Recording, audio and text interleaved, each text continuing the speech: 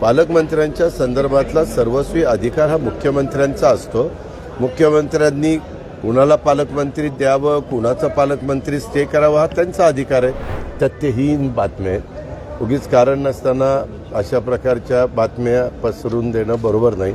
अजित पवार तसा वागून कुणा म्हणजे कसा वागतो लोकांचं काय म्हणणं आहे आता तिथं मी गेल्यावर कळेल ना लोकांना. मी माझ्या कामाच्या करता गेलेलो होतो. ह्याच्यामध्ये काय थांबायचं, काही सांगण्यासारखं सध्या एक मिनिट मला त्याबद्दल जे काही बोलायचं होतं ते मी भाषणामध्ये बोललेलो आहे. त्याच्यावर आणि दुसरी गोष्ट, पालकमंत्र्यांच्या संदर्भातला सर्वस्वी अधिकार हा मुख्यमंत्र्यांचा असतो. मुख्यमंत्र्यांनी कुणाला पालकमंत्री द्यावं, कुणाचं पालकमंत्री स्टे करावा हा त्यांचा अधिकार आहे. आज ते डावोसला गेलेले आहेत. डावोसवरून आल्यानंतर ते त्याबद्दलचा निर्णय घेतील.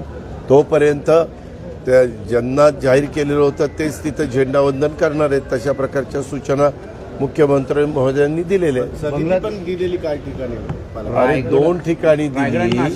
त्या 2 ठिकाणी त्यांनी सांगितलं की ज्यांची नावं होती त्यांच्याकडनं झेंडावंदन करा. मी आल्यानंतर त्या संदर्भातली चर्चा करतो. हा सर्वस्वी कुठलं खातं द्यायचं, कुठलं पालकमंत्रीपद द्यायचं, कुठलं त्या ठिकाणी कुणाला मंत्रिमंडळात घ्यायचा हा सर्वस्वी अधिकार तोही पत्रकार मित्रांना माहिती आहे की हा मुख्यमंत्र्यांचा असतो. एकनाथराव मुख्यमंत्री होते तेव्हा ते करायचे. आता देवेंद्रजी मुख्यमंत्री आता ते करतात. नवा उदय होणार आहे महाराष्ट्रात असं वडेट्टीवार आणि राऊत म्हणतायत. कसं उदय सामंत हे आता पक्ष फुटू शकतो थेट त्याचा अर्थ. याला काही अर्थ नाही.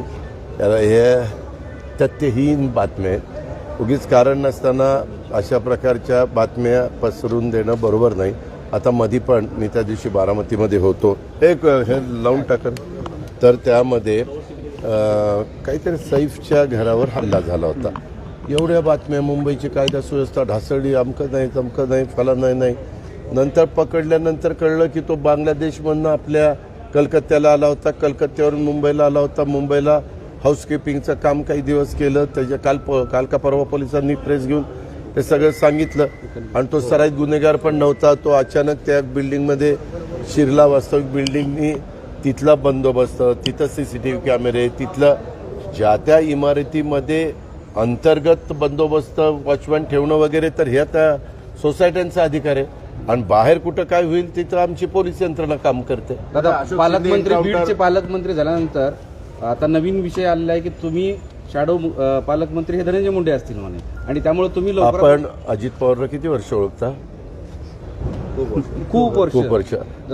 अजित पवार तसा वागून कुणा म्हणजे कसा वागतो लोकांचं काय म्हणणं आहे आता तिथं मी गेल्यावर कळेल ना लोकांना. दादा, अक्षय शिंदे एन्काउंटर मध्ये कोर्टाने 5 पोलिसांना दोषी. मी आता तिथं कार्यक्रमात होतो तेव्हा टीव्हीला ती बातमी बघत होतो. मी त्याच्या संदर्भात आता मुंबईलाच चाललो. मुंबईला गेल्यानंतर होम सचिवांशी आणि बाकीच्या सरकारांशी बोलील किंवा काय नक्की झालं. कारण न्यायव्यवस्था ही न्यायव्यवस्था आहे. त्यांनी चौकशी केली, त्यांनी काय केलं तर त्याच्याबद्दल त्यांना जे काही अंतिम चित्र दिसतं ते त्यांचं स्पष्ट करतील. मला त्याबद्दल टीव्हीचंच चॅनलवर पाहिलेलं आहे.